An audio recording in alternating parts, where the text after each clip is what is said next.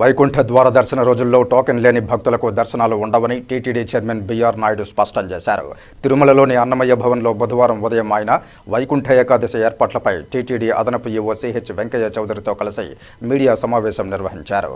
ఈ సందర్భంగా మాట్లాడుతూ వైకుంఠ ద్వార దర్శన రోజుల్లో టోకెన్ లేని భక్తులు తిరుమలకు వస్తే దర్శనాలు చేయించడం సాధ్యం కాదని చెప్పారు.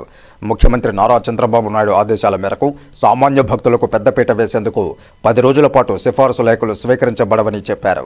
జనవరి 9వ తేదీ తిరుపతిలోని 8 కేంద్రాల్లోని 90 కౌంటర్లలో, తిరుమలలో 1 కేంద్రం, తిరుమల స్థానికులకు 4 కౌంటర్లలో భక్తులకు 10, 11, 12 తేదీలకు సంబంధించి 1,20,000 ఎస్ఎస్డి టోకెన్లు జారీ చేస్తామని, భక్తులు సంయమనంతో టోకెన్లు పొందాలని కోరారు. 13వ తేదీ నుండి 19వ తేదీ వరకు ఏ రోజుకా రోజు టోకెన్లు జారీ చేస్తామని వెల్లడించారు. 10 రోజుల పాటు వైకుంఠ ద్వారాలు తెరిచి ఉంటాయి కాబట్టి భక్తులు ఎవ్వరూ అధైర్యపడకుండా టోకెన్లు పొందాలని సూచించారు.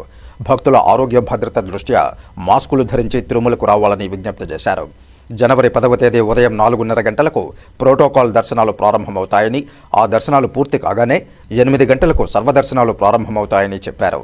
వైకుంఠ ఏకాదశి నాడు ఉదయం 9 గంటల నుండి 11 గంటల వరకు శ్రీదేవి భూదేవి సమేత శ్రీ మలయప్ప స్వామివారు స్వర్ణరథంపై ఆలయ 4 మాడ వీధుల్లో ఊరేగుతారని, అనంతరం మధ్యాహ్నం 12 గంటల నుండి 4 గంటల వరకు మలయప్ప స్వామి వాహన మండపంలో భక్తులకు దర్శనమిస్తారని తెలిపారు.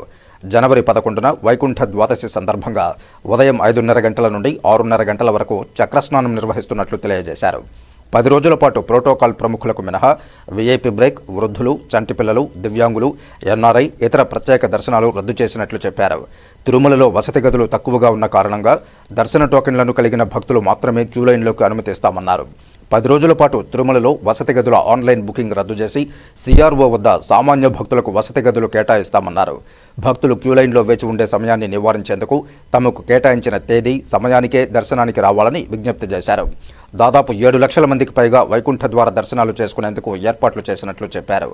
వీఐపీలకు జారీ చేసిన టికెట్లపై ముద్రించిన పార్కింగ్ వివరాల మేరకు తమకు కేటాయించిన సమయానికే వాహనాల్లో రావాలని భక్తులకు విజ్ఞప్తి చేశారు. తిరుపతిలో సర్వదర్శన టోకెన్ల జారీ కేంద్రాల్లో తిరుమలలో భక్తులకు ఇబ్బంది లేకుండా దాదాపు 3,000 మంది పోలీసులు, 1,550 మంది టీటీడీ విజిలెన్స్ సిబ్బందితో పటిష్ట భద్రతా ఏర్పాట్లు చేసినట్లు చెప్పారు. తిరుమలలో 2,770 సీసీ కెమెరాలు, తిరుమల, తిరుపతి ఎస్ఎస్డి కౌంటర్లలో అదనంగా 50 కెమెరాలతో భద్రత పర్యవేక్షించనున్నట్లు తెలియజేశారు. వైకుంఠ ద్వార దర్శన రోజుల్లో భక్తులకు ఇబ్బంది కలగకుండా ఉదయం 6 గంటల నుండి రాత్రి 12 గంటల వరకు నిరంతరాయంగా మంచినీరు, అన్నప్రసాదాలు పంపిణీ చేస్తామని చెప్పారు. విద్యుత్, పుష్పాలంకరణలపై ప్రత్యేక దృష్టి పెట్టి మైసూర్ దసరా ఉత్సవాల్లో విద్యుత్ అలంకరణ చేపట్టే నిపుణులతో ఈ ఏడాది ప్రత్యేక విద్యుత్ అలంకరణలు ఏర్పాటు చేస్తున్నట్లు వెల్లడించారు. క్యూలైన్ల నిర్వహణ, పారిశుధ్యంపై ప్రత్యేక దృష్టి సారించామన్నారు. టీటీడీ సమాచార కేంద్రాలు, ఎస్వైబీసీ ఛానళ్లు, SVBC radio, all India radio, TTD వెబ్సైట్లు, టీటీడీ సోషల్ మీడియా ద్వారా భక్తులకు అవసరమైన సమాచారాన్ని విస్తృత ప్రచారం చేసేందుకు ఏర్పాట్లు చేశామన్నారు.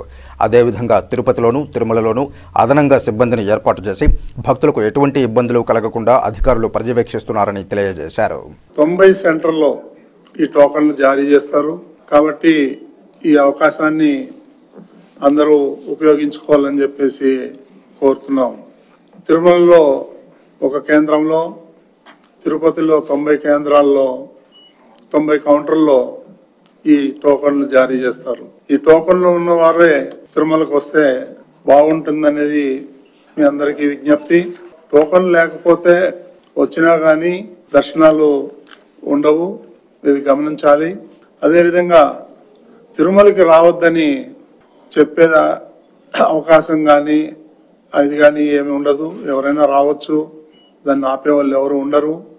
కానీ వస్తే ఇబ్బందులు పడుతున్నారని మాత్రమే ఈ సమావేశం ద్వారా విజ్ఞప్తి చేస్తున్నాం. ప్రతి ఒక్కరూ టోకన్ లేకపోతే వస్తే తిరుమలలో దర్శనాలు దొరక, గదులు దొరక ఇబ్బందులు పడుతున్నారనే ఉద్దేశంతో ఈ విజ్ఞప్తి చేస్తున్నాం. జనవరి 9వ తేదీ ఉదయం 5 గంటల నుంచి జనవరి 10, 11, 12 తేదీలకు సంబంధించి 1,20,000 టోకన్లు జారీ చేయడం జరుగుతుంది. ఆ తర్వాత 13వ తారీఖు నుంచి ఏ రోజుకి ఆ రోజు బుకింగ్ ఇవ్వాలని చెప్పేసి అధికారులు నిర్ణయించారు. ఈ అవకాశాన్ని కూడా భక్తులందరూ కూడా మీరు సద్వినియోగం చేసుకోవాలని చెప్పి కోరుతున్నాం.